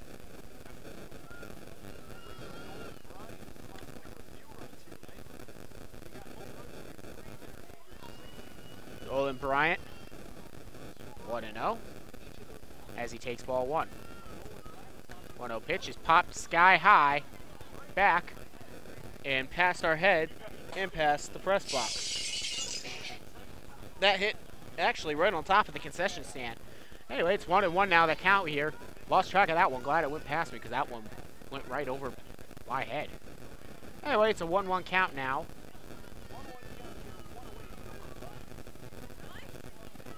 As Nolan Bryant takes 2. Ball 2. 2-1 now, the count here. 5-0 the ball game. Mariners trailing here at home. They do have the top of the 7th and a 7-inning game, part of the doubleheader rules. As now 3-1 as that one's outside. 3-1 the count here to Bryant.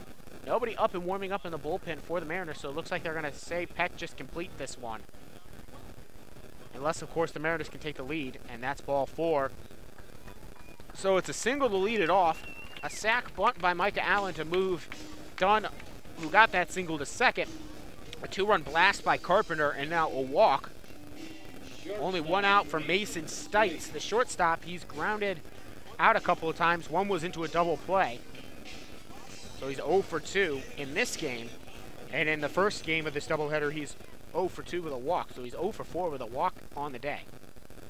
1 out First pitch to Bryant is a high fly foul ball towards the third base dugout. It'll actually drop right in front of the Mariners bullpen. 0-1 count now here to Stites. 5-0 the score on 7 hits for the Clippers, 2 for the Mariners. Heck has thrown 66 pitches in this game already. He's got an 0-1 count here. Pitch count certainly not really much of a thing for him right now, or rather, not much of a trouble spot for him right now. He's had pretty efficient outings. He's had a 1-2-3 inning, a couple of 4-batter innings. But he's been hurt by a couple of home runs. Hicks bounced this is one off of his chest, throws across the horn, and that'll be a throwing error as that one goes past Spry, and they're going to go ahead and send Stites to second, and the runner from first slides into Hayes. He is out! I forgot about Bryant on the bags. He slid right into Logan Adams, and I'm sure you can hear them complaining behind me, but he ran right into him with the ball in his hand, so not much to complain about. Here's going to be grumpy, but that's out number 2. That was a great play by Spry. I forgot about Bryant on first. The throw from Spry to home caught out Bryant, and so I believe it'll be a single for Stites. So it'll be a single for Stites, and then he reaches all the way to third on an error by Hicks.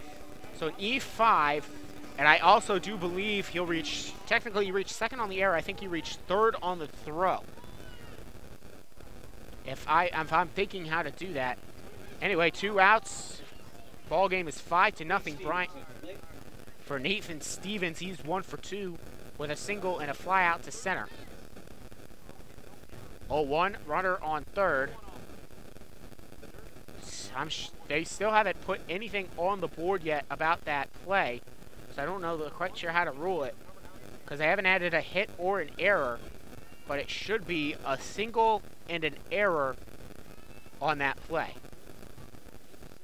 Comes the 1-1 pitch, is fouled off, count now 1-2. So Stevens in a 1-2 hole now here. Peck trying to continue this inning, only allow the 2 runs on the blast. And a great play by Spry, who turned a lump of coal into a shiny piece of gold to keep that 1 run off the board. And the throw down to Adams, who blocked up the plate nicely and got the tag on Bryant.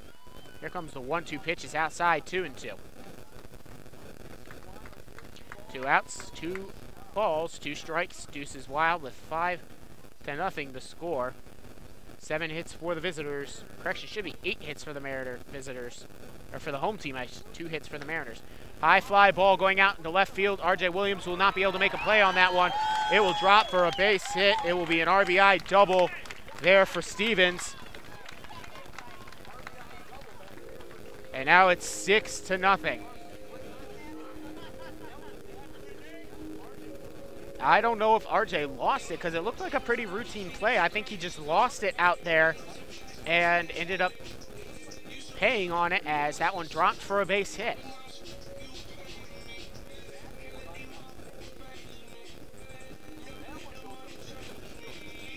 Anyway, it is now 2 outs, runner on second, a 6-0 ball game. Mariners trailing here on the road. Sprinkling continuing now here in Muskegon. We've had to deal with the rain all week long. And now here comes after the check back, strike 1 delivered. Butler, the leadoff man, 1 for 2 on the day with a sac bunt as well and a single. 0-1 count. Check back to second, and the 0-1 pitch is fouled. Quickly 0-2 the count here to Butler. So it's an 0-2 count here. Peck on top of Butler.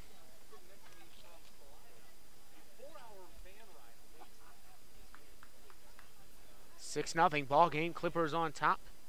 2 outs here. Runner on second with an 0-2 count. Peck checks back and delivers the 0-2 pitch. Fouled off and out of play. Count holds at 0-2.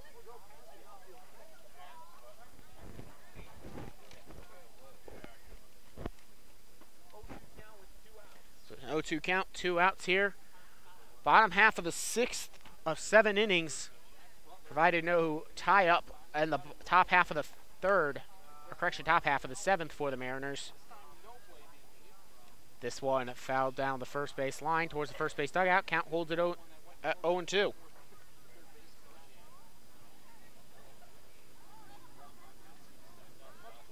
Another 0-2 pitch awaits as Peck looks in for his sign.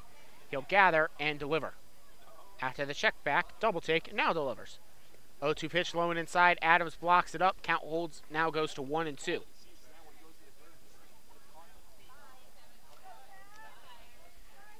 Well, when it was a 3-0 ball game, you might have thought that there might have been a closer coming in. But now with a 6-0, you're possibly going to see the starting pitcher in Gilhouse come back out. Outside ball 2. 2-0 as that one missing outside.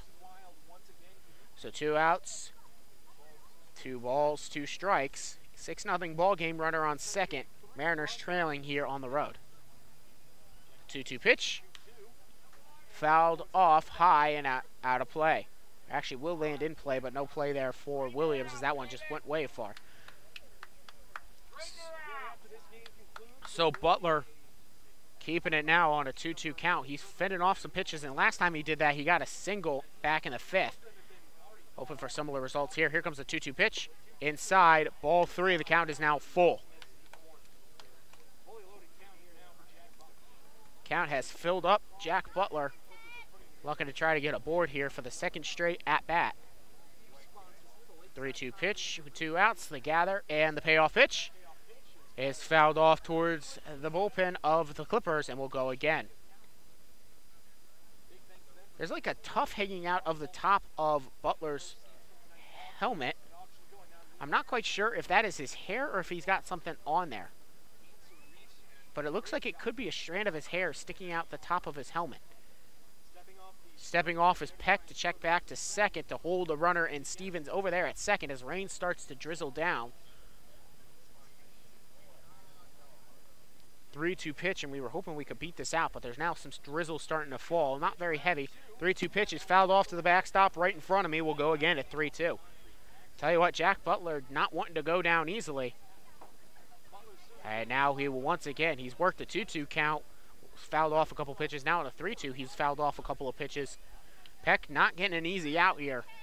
And Butler's going to put up as much of a fight as he can muster. And a 3-2 pitch again. High fly ball. This should get them out of the inning as Hicks runs in. Foul territory. It'll drop between 3 Mariners, and it does go foul. Crossing, Hicks and R.J. Williams were all there, and it dropped right in the middle of them. Nobody wanted to call for it. Nobody wanted to run into each other. It looked like Higgs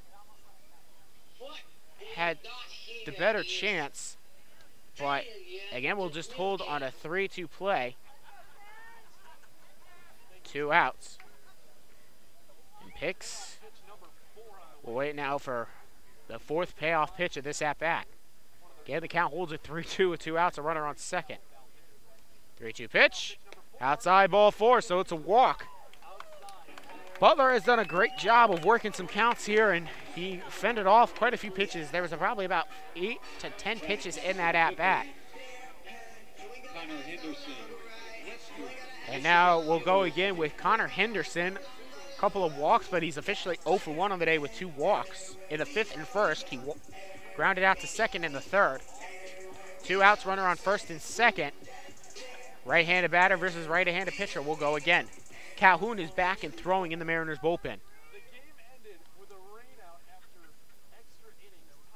Here comes the pitch. Swung on and missed. And strike 1 as it's swung on and missed.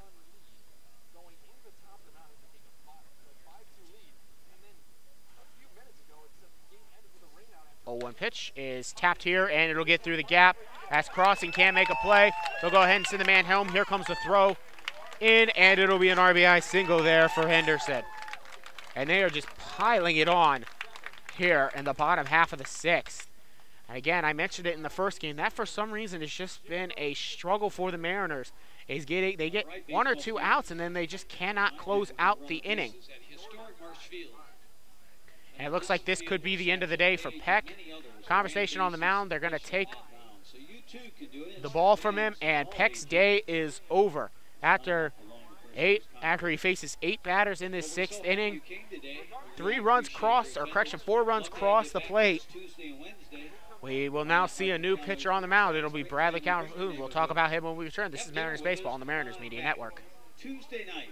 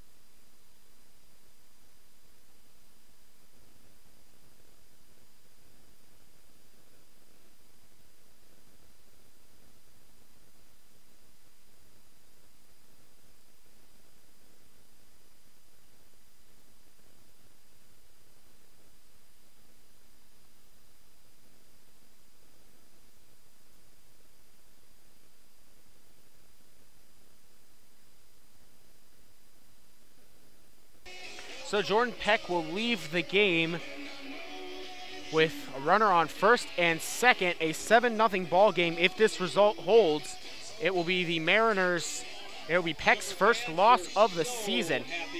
The rain is starting to fall a little bit harder now here and as the rain continues to fall, I'm going to pull out some trash bags here to guard my electronics. Located in Hart, Michigan, as well as Dune Ridge Construction, located in Oceana County, specializing in new home and remodeling projects. The rain continues to fall, and they may just want to call this. Clipper fans, say James Roche will now step up for his next plate appearance. And the rain couldn't have held it off. Perhaps it's just the fact that this inning has lasted forever, that we could have beaten the rain, but instead it's just now we're going to get soaked. And that's all because they had to put up a 4 spot in the bottom of the 6th. The game continues to rain, and this one will fly out and will drop for a base hit. R.J. Williams cannot make the play on it, and the inning continues. So a single there by James Roche will now make the bases loaded with 2 outs, and the rain falls harder here in Salina, Ohio. In Muskegon, Michigan. I don't even know where I am because I'm trying to protect all my stuff. It's Blake Dunn. As Blake Dunn steps in. Righty-righty matchup here. Again, Calhoun, the new pitcher on the mound for the Clippers. This one will be popped up sky high going out, and this could be a grand slam. No, it's a catch. Great play there by Steven Fitzsimmons to finally get us out of this inning. But not before they put up a 4 spot. They leave them all loaded. 7-0. We head to the top half of the 7th in what should be the final inning of play. Mariners will have a chance to tie it up or take the lead as the rain falls here in Muskegon, Michigan. And now I wish I had bought an umbrella when I had bought all this stuff I needed to for this game.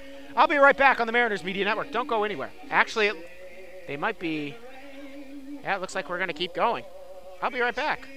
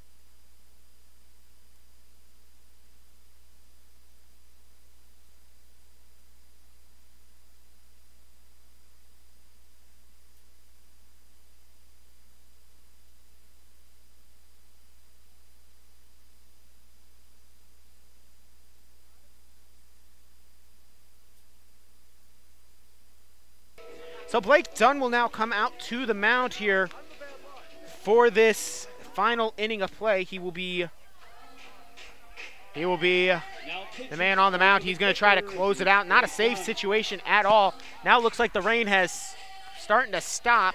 Doesn't matter. Some stuff has gotten wet. I hope everything works. If not, I'm going to be going out buying bags of rice here. But either way, it's a 7-0 ball game. And Blake Dunn will come out now to try to close this one. He's a right-handed pitcher. He has also played right field, so we'll see who came out to right field now. But if you're happy and you know it, man, comes out now to try to close this one out. Hey, congratulations to all the winners, and thank everybody for supporting Clippers Clobber Cancer.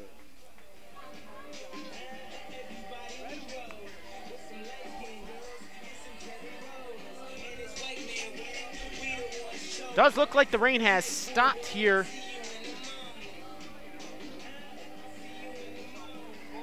And Blake Dunn's getting some extra warm-up pitches, of course, coming from the outfield. He'll do that.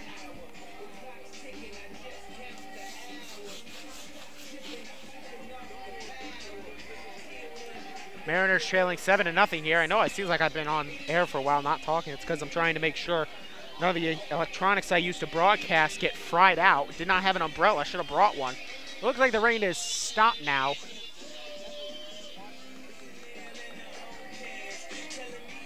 And we'll keep going for Josh Riggs, the first man due up for the Mariners. In a 7-0 ball game. From this area, he has some fans here. You can hear them cheering in the background. So Riggs, righty matchup here as Riggs steps in. First pitch to him is strike one. 0-1 count here.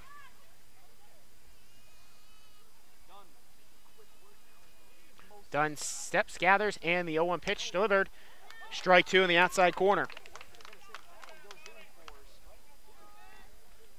Looked a little bit off the plate, but the 0-2 count now here. Be delivered. Missing low, ball one. 1-2 now the count here to Riggs.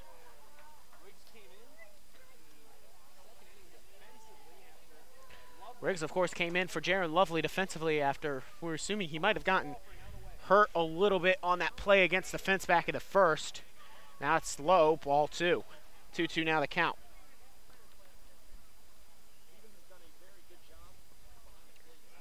Stevens has had to block up quite a few pitches here in this one. Now he's going to have to go have a conversation with Dunn. 2-2 count, perhaps some miscommunication between the two. And so here we go. Long conversation, but now we're ready to go. 2-2 pitch as Stevens returns back behind the plate. Not quite sure who went out to right field. Might actually be could be number 4 Stevens back there. No, it isn't. Not quite sure who out in right field. I can't see who it is on their number. Nobody ever translated it to us, but here comes 2-2 pitch. Hits Riggs right in the back. So Riggs will be hit by a pitch again. And that's the second time in this series he's been hit by a pitch in that high spot shoulder, like near his shoulder neck area. So he'll get aboard with nobody out for Justin Diaz to now step in. I'd like to thank you all for sticking in. It's 7-0 Mariners trailing here in the top half of the 7th of what should be a 7-inning ball game as part of the doubleheader rules. Rain sprinkled a little bit, but it looks like it's out. Diaz takes outside, ball strike one. 1-1 now the count. 0-1 count. Correction to Diaz. Nobody out. Runner on first. Here comes the pitch to him from Dunn. Strike two called right there on the outside corner at the knees. 0-2 to Diaz. Justin Diaz playing second base here in this one came in as part of a tactical change in the first part of the ball game, of the first half of this doubleheader, I should say. And he'll swing down, go down mid-swinging, and there's one away. That'll bring up R.J. Williams, the 9-hitter, left-handed hitting right fielder, or correction, left fielder. On this doubleheader, he has been in both right, left, and center field. He's played all of his time out in left field in game number 2.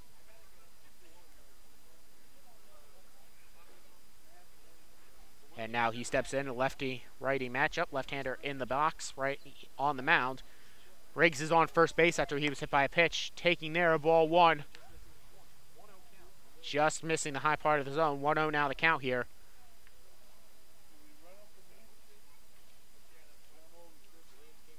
The 1-0 pitch. High ball 2 to Williams. 2-0.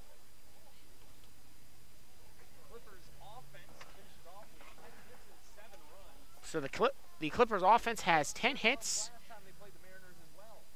They've scored 7 runs. And the Mariners in danger of being swept here in Muskegon as R.J. Williams swings at the 2-0 pitch. He's now got a 2-1 count still ahead.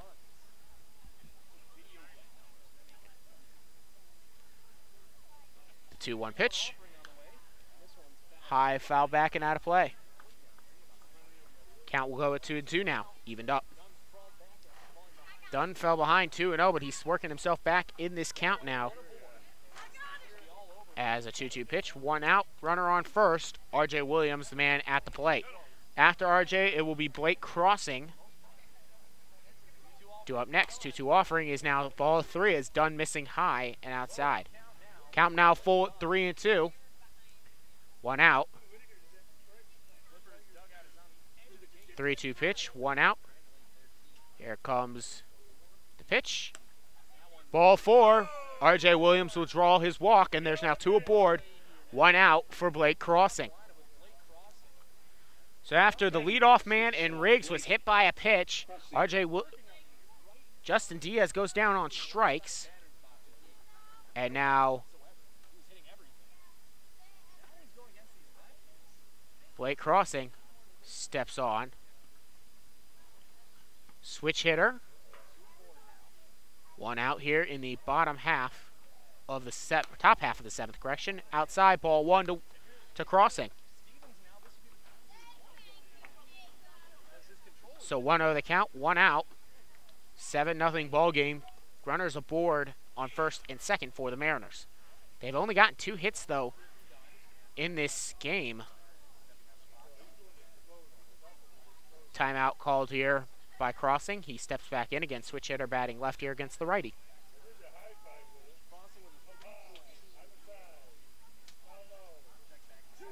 Check back. 1-0 pitch is dropped in there nicely for strike 1.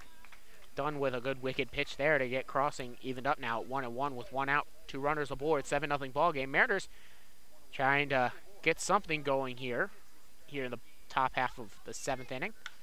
Crossing will ground this one down the third base line. It'll stay fair, and that'll allow Riggs to round third. They'll send Crossing over to third, and they will hold him up there. It'll be an RBI double for Crossing. That looked close, but they called it fair. Base hit number 3 of the day for the Mariners, and this time it is now 7-1, and 2 runners in scoring position for Evan Spry, the 2-hitter in the hole. 2-hitter coming in. Evan Spry trying to hold on here. Keep this inning going for the Mariners. Mariners still have a 6-run deficit to overcome, but it's always good to start somewhere, right? First pitch to Dunn is fouled off by Spry.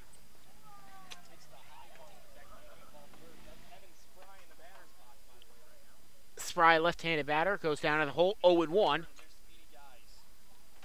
Runner on first and second, both quick in Crossing and Williams. This one's fouled off to the screen. Count goes quickly 0-2 to Spry.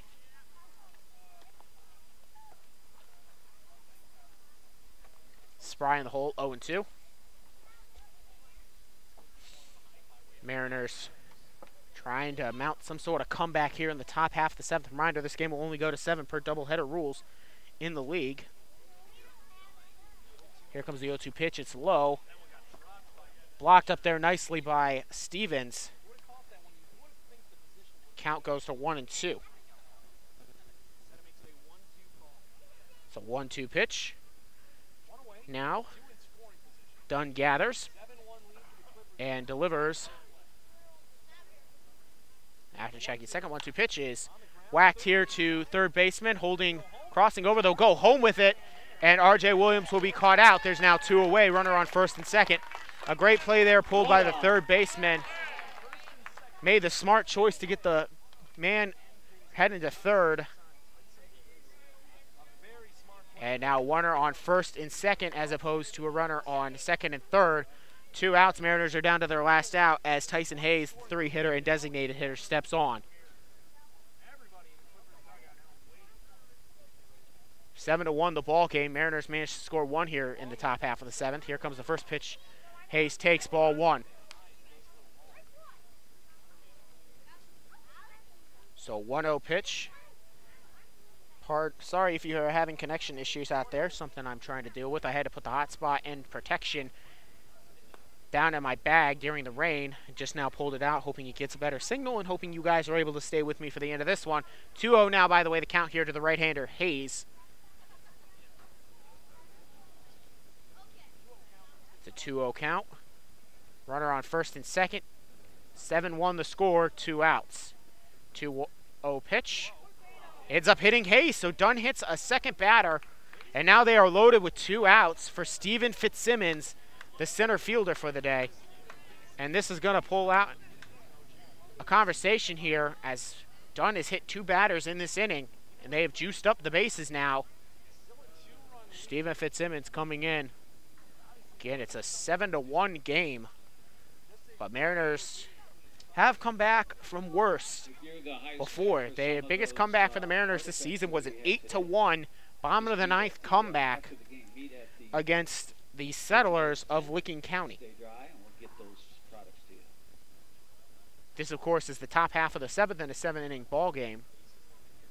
7-1, so it's only 6 now. They were down by 7, though, coming into it. First pitch is low and inside to Fitzsimmons, ball 1. Dunn has really struggled with his command here in this one. Again, evident that he's hit 2 batters, walked another, but he's gotten some favorable plays. We'll see if Fitzsimmons can't keep the inning going. Here comes a 1-0 pitch to him. It's low and inside, blocked up there nicely by Stevens, the catcher. Count goes to 2-0.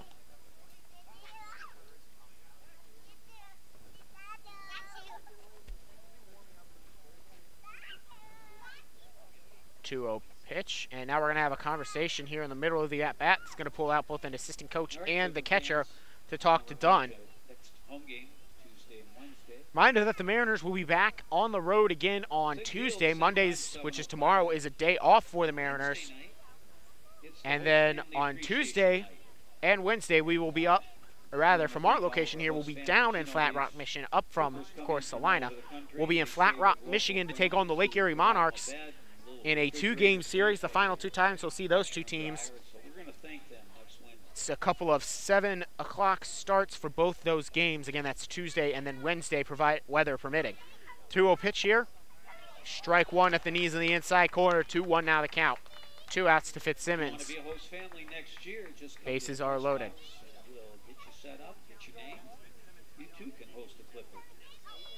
Dunn gathers. 2-1 pitch delivered. It'll be grounded here right to the first baseman, Mike Allen, who will take it himself, and that will end the ball game. The Mariners drop their 7th straight game, and the Clippers will finish the year 4-0 against the Mariners, who dropped 0-4, of course, against the Clippers. It's been a tough stretch for the Mariners, but you always got to look towards the future. They'll be playing Lake Erie again in the next couple. They'll have a day off to kind of clear their heads here. But as of right now, they are currently dropped their past 7 games now. And we will see what Lake Erie holds for us. But always looking towards the future. You got to look up. You got to have a short memory in any sport, but especially in baseball. Thank you for listening to Mariners Baseball live on the Mariners Media Network. I'll see you on Tuesday. But before then, I'm Donovan Mann, the voice of the Grand Lake Mariners, saying have a good day and go Mariners.